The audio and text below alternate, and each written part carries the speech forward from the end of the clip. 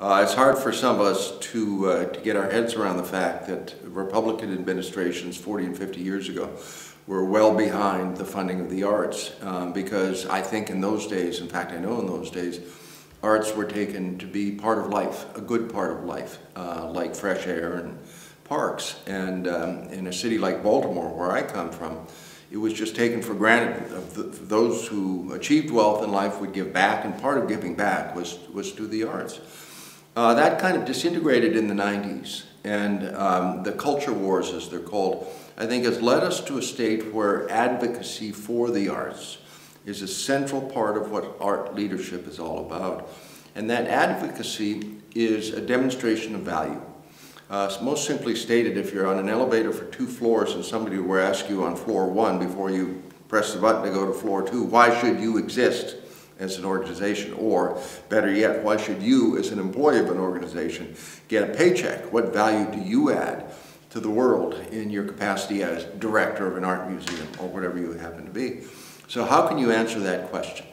And for a generation now, most of those answers have been defined by social science structures, namely by instrumental relationships between the arts and something else. Nobody questions that we are attracted as individuals to the arts for something that happens to us on a very personal and immediate level, but it's what happens after that that's unrelated to that specific experience, which has been at the core of the conversation. The easiest to get your mind around and the least persuasive from my point of view is economic impact. Simply stated, you borrow 27 Monets, you put them in a gallery, 115,000 people come, each one is multiplied by 1.375 or some number like that, that incorporates the hotel room, the dinners, the lunches, the transportation in and out of the city, and incidentals they buy in the 7-Eleven. And somehow those Monets imported at X amount of money generate Y amount of money, which trickles back into the local economy by way of taxes and who knows what else. And you ask yourself, well, that's fine. There's nothing wrong with that. But let's say you had a casino, or let's say you had a football team, or let's say you just had a Jack in the Box or a 7-Eleven. Which among these most nearly achieves an economic positive impact for your community? Because that's all you're talking about. So you're just talking about money.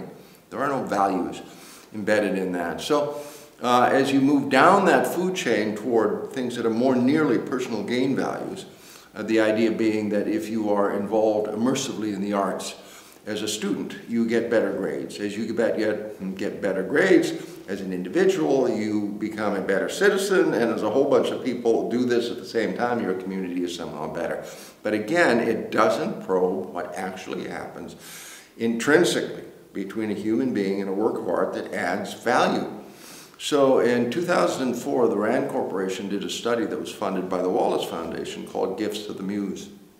And the whole intent of it, this was Kevin McCarthy, and I have to say, quite a brilliant and daring endeavor on his part and the whole group, was to reposition the argument. Because as long as we're talking about instrumental benefits, those can be challenged either methodologically or at the end of the day, what other structure could get the same outcome more efficiently for public good and public value. What is it about art as you turn those tables around to what's intrinsic? What is it about the art experience that adds value to me as a person and through me to my society? And it was very interesting when they got to chapter 4 or wherever it was in that book, having cited literature in social science and economics that was dated within the last 5 years of the publication of that book, their first reference was to Aristotle.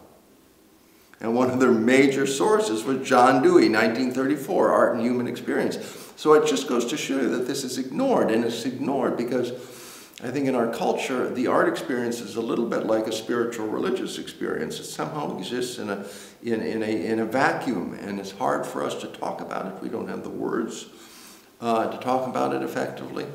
And the challenge of this book was a challenge to us all, and a challenge still unfulfilled, to develop a way of speaking about the intrinsic value, a way of rhetorically effectively speaking about the intrinsic value, so that those of us who do advocate for the arts aren't dismissed under the heading of, heartthrob or bleeding heart, or somehow we are just soft in the head. and can't come up with real hard numbers because, you know, that's the way we begin anyway. We're dismissed as being non-serious in the economic world, in the marketplace world that defines what we're about in most of our cities in this country, the United States. So it's a challenge to develop a vocabulary and to develop a framework of conversation on both sides, the funding side and the advocacy side, that will shift from instrumental to intrinsic value. And we heard last night in the opening lecture one category of intrinsic personal and societal value, which is empathy. This notion if you have an intense aesthetic experience, somehow it opens you to a perspective that's somebody else's. And to the extent that people are doing that in general through the arts, it will lead to a higher level of empathy. And if there's anything that we need in our communities and in our world, it's a higher level of empathy with the other. And I think that could be a very good example. What's also intriguing about the way the question was posed in 2004 by Kevin McCarthy and the group in the RAND study is they referenced aestheticians, philosophers, and art critics. They did not reference neuroscience. And I asked him why he didn't, and it was just an oversight. He was right on the cusp of that moment that the word neuroaesthetics was beginning to penetrate conversation. And so I think if we open ourselves up to the possibility that there can be a science, there can be science to the exploration of the intrinsic nature of the art experience that we are just beginning to explore. And I think all of us at some level need to ask and answer, to the extent we can, one basic question: why does art exist? And my basic premise is that it exists for a good reason.